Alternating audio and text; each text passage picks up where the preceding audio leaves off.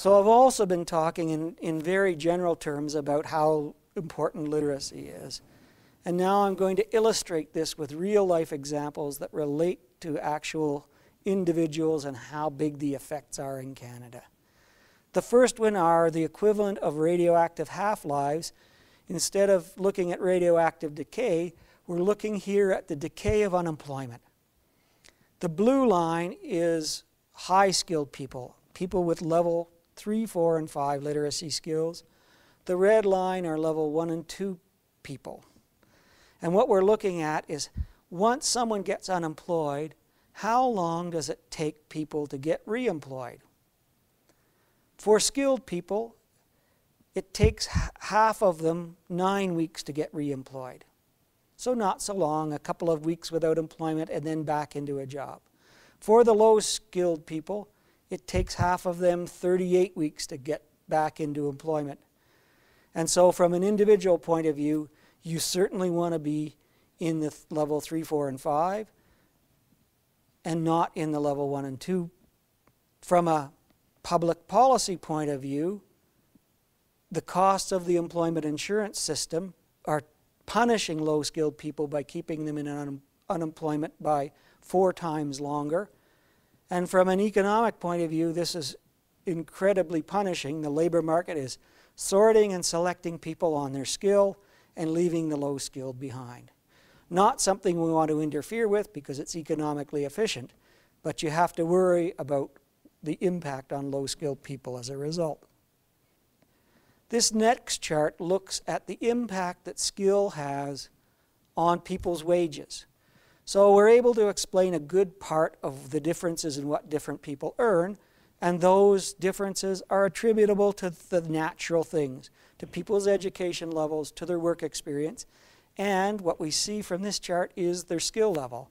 In fact, in Canada, more of what the differences in people earn is attributable to their average literacy skill than any other country in this display. So 33% of those differences can be traced directly back to differences in literacy skill. So what does this do? People with skill get higher wages, people with lower skill get lower wages. A second thing that this chart reveals is that a country like Sweden, the impact of literacy skill is actually quite low. It explains only 10% of the explainable wage variability in Sweden. This we found to be a paradox because Sweden is the most literate country that we've measured to date, and it has very little variation in literacy skill across the population. So after a little head scratching about the economics of this, what we realized was employers in Sweden aren't idiots. They don't have to pay any wage premiums because everybody has this economically valuable asset of literacy. And so there are wage differences in Sweden, but they go to other things, creativity, that are patently fairer than differences in literacy skill. And finally, there's something about this chart that it actually isn't on the chart. We have data for another country where the impact of literacy on wages is actually bigger than observed in Canada. 43% of wage variation in this country is attributable to literacy skill differences. And that country is the People's Republic of China, which has what, by this standard, the most capitalist, efficient labor market in the world. So the Chinese have a huge supply of education and skill. They also have the market mechanisms to create incentives for individuals to get skill in the first place, and then the tool to apply those skills. And so in competitive terms, we should be absolutely afraid. Were this not bad enough, all of what I've said so far is in the process of being amplified. The diffusion of computer technologies into general life and the production processes at work mean that people that have computer skills get ahead. Computer skills, what this chart looks at is how does your literacy skill level influence the probability that you're going to be a heavy computer user? And at the top of this chart you have Bermuda, where highly literate people, those people in level 4 and 5, are 3.5 times more likely to be heavy computer users than their less literate peers. In Canada, it's about 2.5 times more likely. Computer skills are economically productive skills as well. It turns out that they amplify basic literacy differences.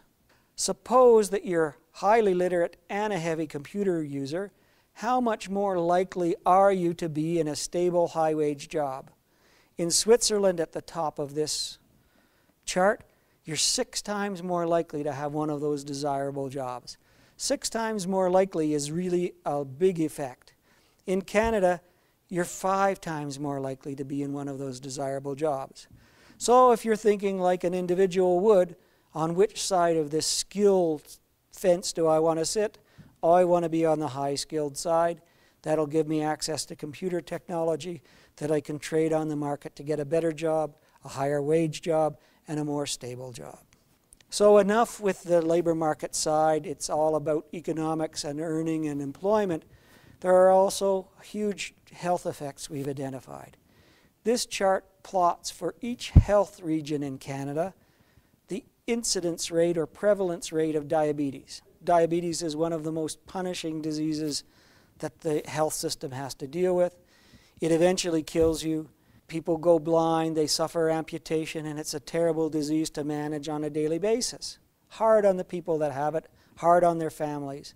It's also extraordinarily expensive for the health system to deal with in terms of all of the management of the symptoms of the disease. This chart displays the relationship between health literacy, so literacy and numeracy skills applied to health tasks, and the prevalence rate of diabetes in every one of Canada's health regions. And the black line reveals the relationship between these two things. What it says is that the higher the health literacy, the lower the prevalence rate of diabetes. And you see a 5-fold difference between the best health districts and the worst.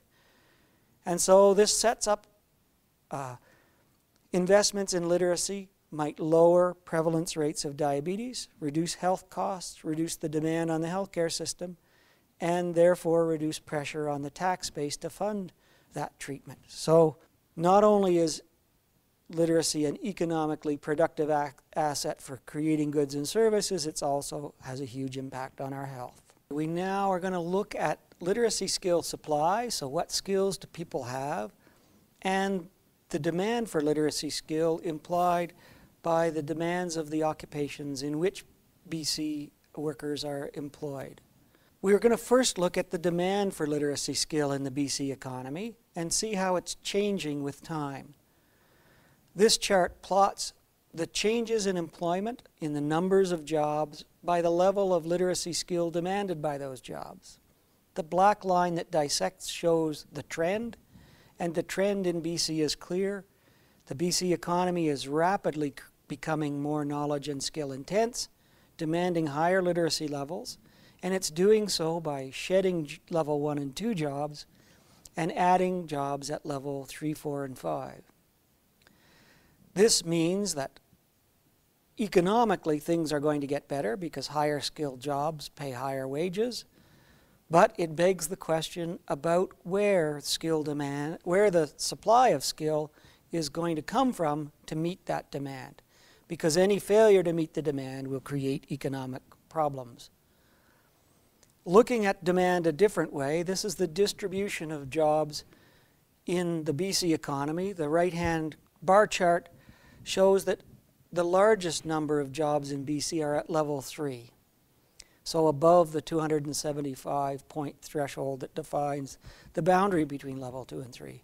There's smaller numbers of level 4 and 5 jobs, and a relatively small percentage of level 2 jobs, and practically no jobs at level 1. If we look at Aboriginal workers in the province, they display a slightly different pattern. They're more likely to be in level 2 jobs and slightly more likely to be in level 3 jobs, and have significantly smaller percentages of level 4 and 5 jobs in which they work. So demand is high, it's at level 3 on average, but Aboriginals are working in jobs that are less skilled, and therefore from the get-go, from the start, they're going to earn less than non-Aboriginal workers do in the province. So if we have this question of demand is strong and it's rising, where is that supply going to come from? We've done a series of projections to look at future supplies of literacy, the net result of skill gain from education, and skill loss through the lack of use of literacy. The left-hand panel shows the absolute numbers of people in BC at each age group, and you see slight declines in absolute numbers at level 1 and 2, and stability in level 3, 4, and 5. So it's relatively comforting that the numbers of low-skilled people are getting smaller with time. If we look at things proportionally, it tells a more disturbing and troubling tale, that the proportion of people at level 1 and 2 remains about the same at about 45% of the adult population out to 2016, and in fact out to 2031.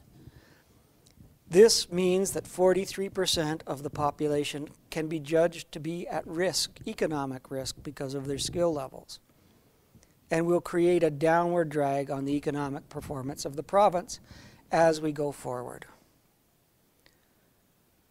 Okay, so demand is rising rapidly, supply is flat, shortages are bound to grow. So now we're going to turn to utilization of the available literacy skills for Aboriginal populations. And just take a look, if we think of literacy as an economic asset, how much of that asset are we using? At the Canada level, we're using just about all of the available supply, actually just a little bit more. So 100% of the literacy skills that Aboriginal workers possess is being put to good use. But that pattern varies a lot from jurisdiction to jurisdiction. In the case of the Yukon Territory, it's using slightly less than 96% of the available supply. So Aboriginal adults in that territory possess more skills than the current jobs demand. So if you were able to create employment and skilled employment, you can soak up that available supply and get strong economic return for practically no investment. At the other end of the scale is Nunavut, also in Northern Territory, where the jobs in Nunavut currently demand 103% of the available supply. So there's more demand, there's literacy skill shortage at the aggregate level.